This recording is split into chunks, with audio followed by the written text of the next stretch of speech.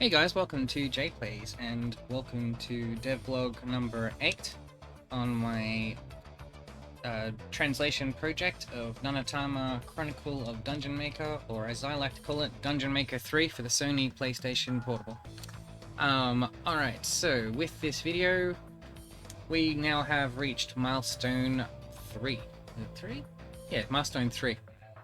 So, all the work now has been completed on the initial dungeon and additional ruins section of the game. So let's take you through what work has been done in the last couple of days. So, firstly, to recap, so the previous work had everything done from taking the dungeon down to going down here, the initial information pop-ups that came up, the dungeon making experience of making corridors, making rooms, all that kind of stuff, like you see here. And that was where the work finished up previously. So now, what has been done? Firstly, let's take you through. There's a whole bunch of conversations with Field that have taken place.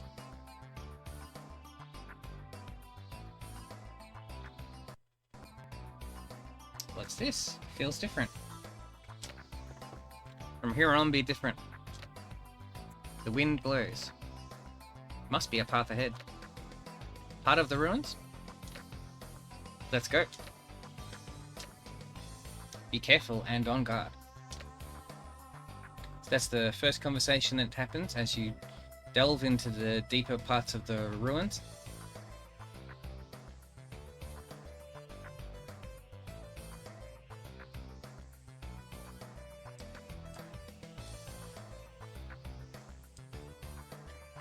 I do quite like the music in this bit.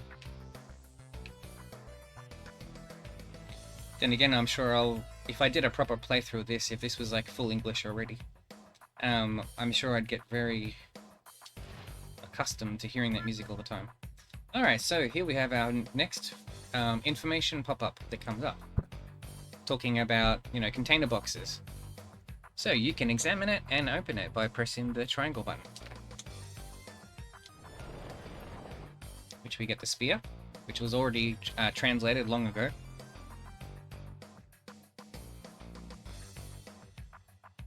And if we go here, now there's targeting info on the door, to say it's a door.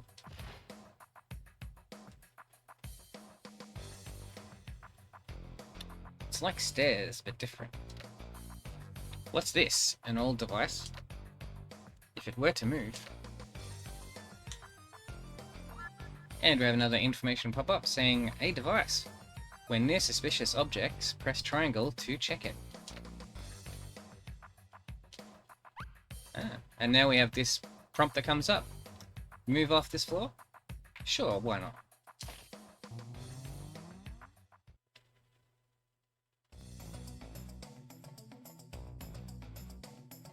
Yeah? Where in the ruins are we? It's a convenient way to move. Weird feeling. Being pulled downwards. You agree, Ark? That's my character name. Hee. Feeling to get used to. So that's another conversation with Field that takes place. There's quite a few that happen in this section. Seems like they have Field as like the person that kind of explains everything. I personally think it's a bit unnecessary. Like the other games didn't really do that. They didn't need to. They kind of left it to player to figure it out. This one's sort of more clearly tells the player everything. So take from that what you will. I'm more of always a fan of show don't tell, rather than just tell. Anyway, so if we keep exploring the ruins around here,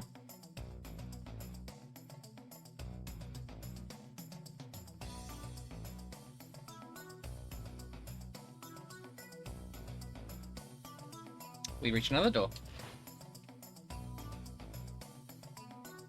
What's this? Unfortunately, due to space limitations, I couldn't put the whole word box. There was only 2 letters available. So, how do you say box in 2 letters?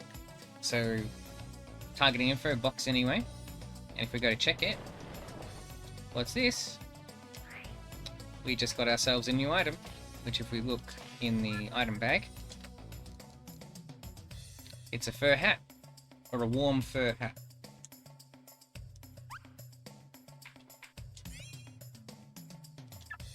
And if we go on the equipment screen,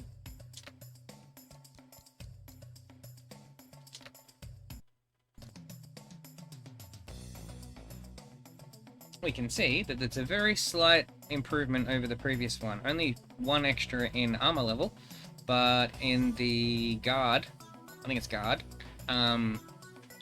when I'm saying that, I'm talking about that.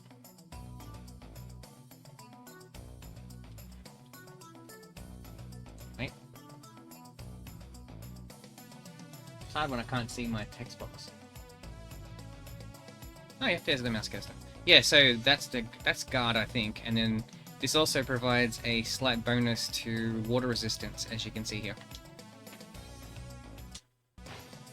So I'll chuck that on. Might look like a bit of a dork with it on, but who cares?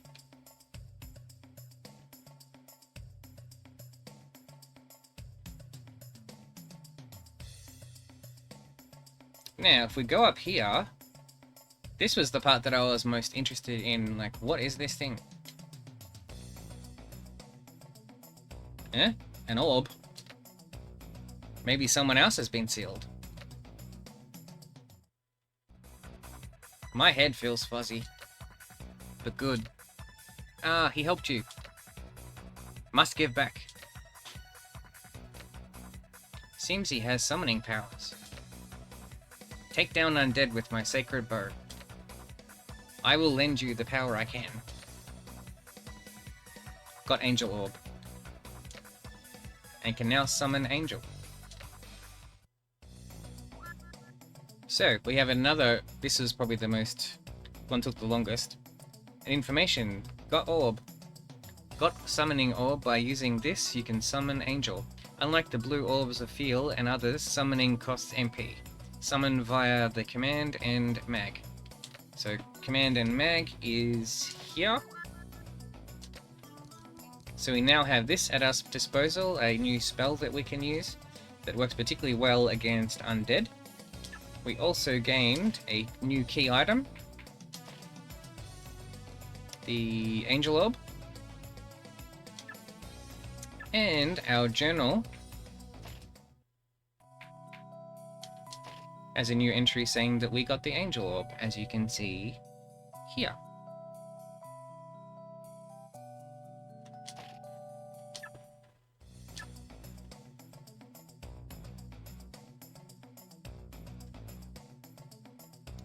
Okay, so now, if we wish to leave this section and return back to the main ruins, we need to activate this stone here.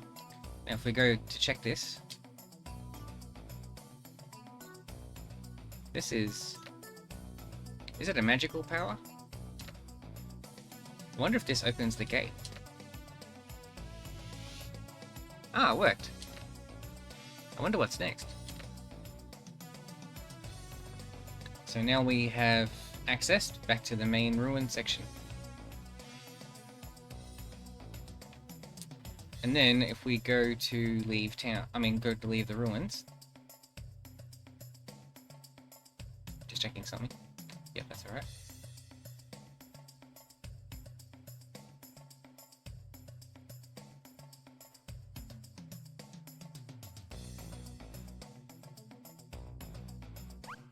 Now we have the pop-up, return to town, and we got the option to say yes or no. And alright, so that's the main gist. Let me just look through my notes. So all the conversation of fields are translated, the targeting information for the doors and the stone boxes translated, the information pop-ups were translated. I've changed, if you were watching in a previous video, when we walked up to the orbs, I used to have it say use, now it says check, as in CHK.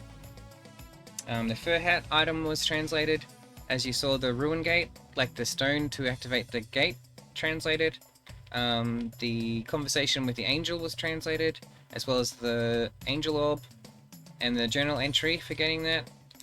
Information pop-up that came up after we got Angel was translated. In the conversation to open the door. The spell Angel. This is that one. Translated. And the Leave Ruins pop-up was done. Now, a couple of extra things I did that are just more behind the scenes kind of things. But it's just like basic game systems. So I had not tested them until now. Just before I was going to do this video, actually. So, if we go to use the mark spell, we get this pop-up. Can't set warp points here. So if we try to warp, this is another screen that's available in this. So if we want to, we can warp to different places. So I had to translate this screen. So say I want to just warp to a specific level. I've never actually used this spell before. And this was in the previous 2 games as well. But if we go to use it here now... Yep, set a warp point. Yes, I do want to set a warp point. That's now done. So you have a place that you can quickly teleport to for faster travel. And say we want to warp back. We now have W point, as in warp point, available from our list. I'm assuming as you make more, you'd have more options available. And other than that, if we go to cast the return spell, we get this pop-up now that says, before escaping, set a warp point. And then you have the option of setting a point, don't set the point, or cancel. Okay, so with that, this project reaches a major milestone. So now all of the dungeon and ruins parts of the game, as far as functionality is concerned, is done.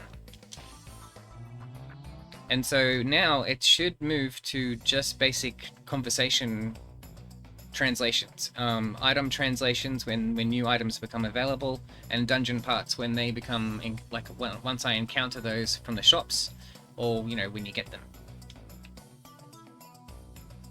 So that is where the project is at currently. Where the next stage will be, the next one is the next major one. So for milestone 4 is the returning to town again. So there's quite a bit of work in this next one. Firstly, we start out with an information pop-up that needs to be translated. There's going to be quite a few of these, by the way. Now, when we come here, there's these extra things that need to be translated. There's, I'm assuming that's probably like, go to the dungeon or something. Yeah, so all this needs to be done.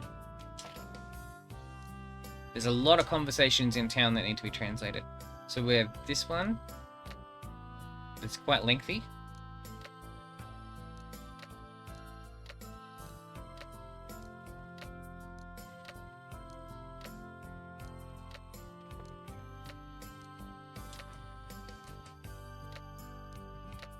As you see, very long conversation.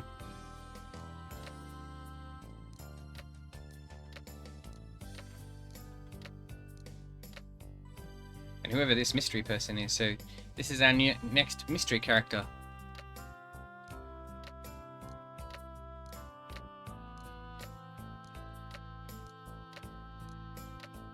That is going to take a very long time to translate.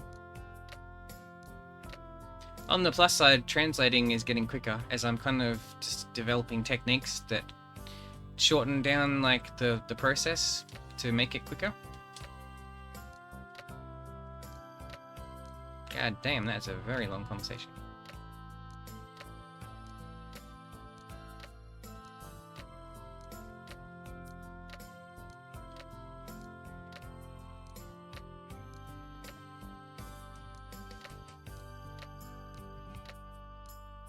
Damn. How many steps in that conversation? That's a very long conversation. So we got something at the end of that. And then this opens up the first of the additional store interfaces. So we're here where we can submit intelligence data, like from the monsters that new ones that we've encountered, so that we can submit that for rewards. So if we go here and we say, I want to submit that, you're like, yep. That gets you 3,000 gold. And that's for the mushroom enemy that we took on. And then if we go back to speak to her again, there's like an additional conversation. Very long conversation, actually. And I'm guessing it was like submit data, and she's like, you don't have any more data to hand in. If we go to the building, the build shop,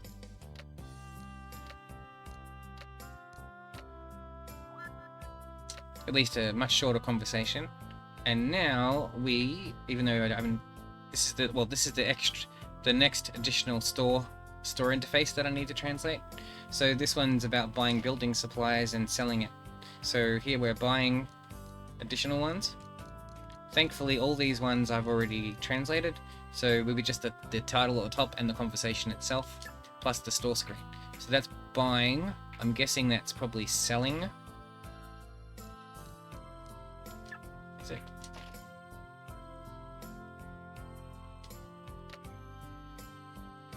Yeah. I'm pretty sure it's buying. That's buying building parts, and that's selling building parts. If we go to the market, this one will be a lot quicker because it's just a conversation.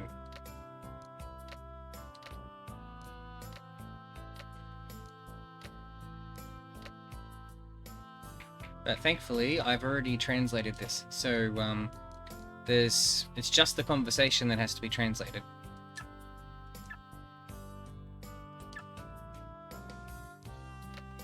And these are extra bits here. But we've already been to the build shop. If we go to the psychic,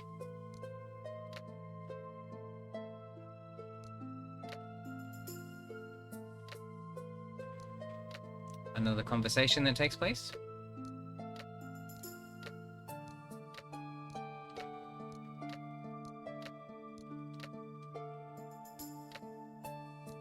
And you can see there was already one step in that conversation that was already translated. Because I've noticed in the conversations with her that it takes... it's not like one solid sequence of conversation as far as the game code is concerned. It kind of jumps all over the place. So if you translate... it's like a bit of a jigsaw. So if you do one bit, then that piece of conversation, the code, like the game may reuse later on. So there was the Gaia, heed my call.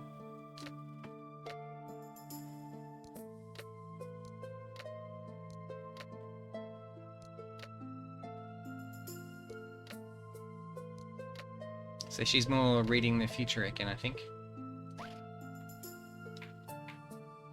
And say we want to get our future read again.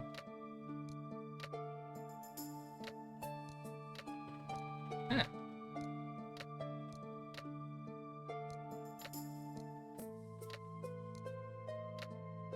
So it looks like that's the same as before, so that's already done. That's good. Alright, cool. If we go to the chemist,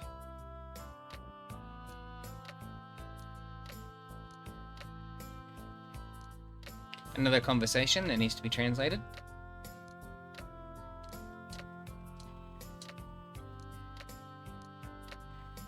Much longer than the initial conversation. But only a few steps anyway. But nothing new as far as the interface is concerned. If we go to the blacksmith shop, the rude guy that's here, there's a little bit extra.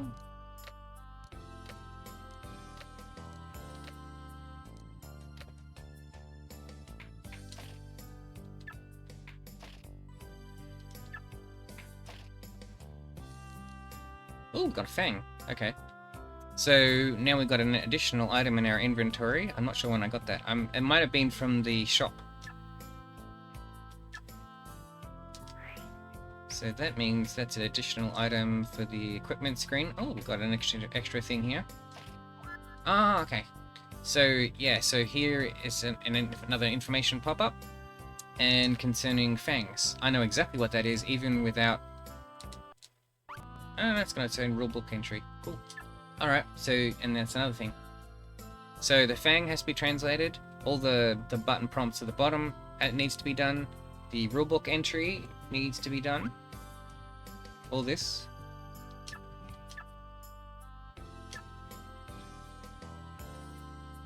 And probably down here too. Yeah, so this entry has to be done too. Because all the different categories that exist for equipment have a corresponding thing in like entry and categorization in the gear, like the equipment list.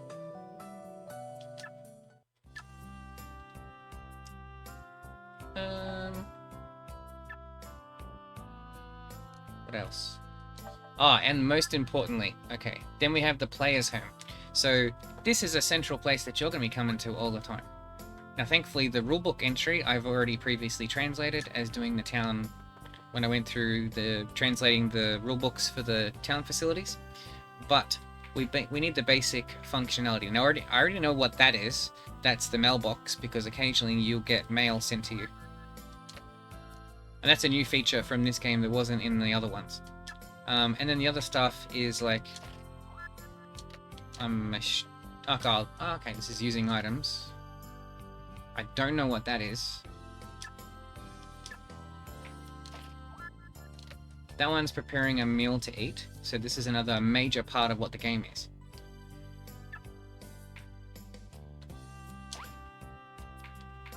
I'm guessing that's resting without having a meal. And that'd be returning to town, I guess? Yeah. So, as you can see, there's quite a bit of work in the next one. But the next milestone will basically, once I complete that, then the basics of the game is done. And I'll be releasing a demo for download so that you can have a quick play of what's been done so far as well. Okay? That's the plan. Because after that, the basic gist of like how the game works, the game will be then put into a playable state. Like, you won't understand what the hell people are saying, but all the main interfaces will be in English. So that if you chose to just want to do the gameplay and not care about the story and the conversations, then you could do that and understand what you're doing. And that's what's, you know, that at least is my primary goal to start with, and then after that will be getting the whole rest of the game done day by day, you know? Alright, so that does it for milestone 4 of this project. I am very proud that this has been, you know, sorry, milestone 3. Yeah, so I am very proud that this project has got as far as it has, considering that I've never translated anything before. It's not the best work. I mean, there's a lot of things that could be done better, but hey, I don't, you know, I'm learning as I go with this. As I've said in some of my other videos, if you enjoy this, like if you're into Dungeon Maker and you'd like to support this project, firstly you can subscribe to my channel on YouTube to catch up with this, and I do a lot of video streaming as well. If you're interested in that, you can support the project directly by going on to Patreon, which you'll find a link for in the description of this video. Feel free. Obviously, you're not required to. I'm just saying that, you know, if you want to support the project, you have those options available to you. I do release more progress videos up on that, sort of more like the in-progress kind of stuff. So when I'm halfway through something, I often release videos on there of just where I'm currently at. Other than that, you can just, you know, stand by the channel, watch more Devblog videos, and when the next one's done, you can try this out for yourself and see how you find it. And you can, you know, enjoy a little bite of dungeon making in something different if you've only played the first two, like that was my experience. Alright, so that does it for Devblog. I think we're up to, what is it, Devblog 8, I think? Yeah, Devblog 8. So I will see you guys in the next video, Devblog 9, by which point in time I should have all of this town stuff done. That is going to mark a very good point in this project.